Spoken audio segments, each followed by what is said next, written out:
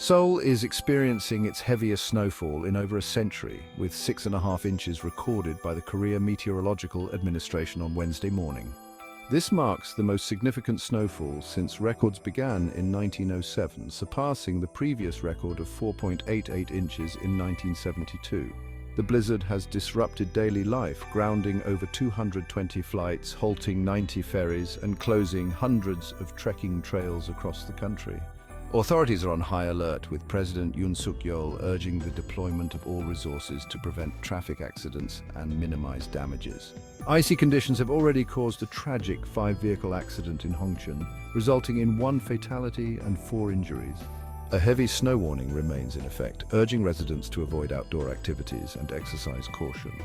Meteorologists attribute the snowfall to an unusual temperature difference between the West Sea's surface and the incoming cold air, amplified by warm recent weather and strong westerly winds funneling snow into the metropolitan area.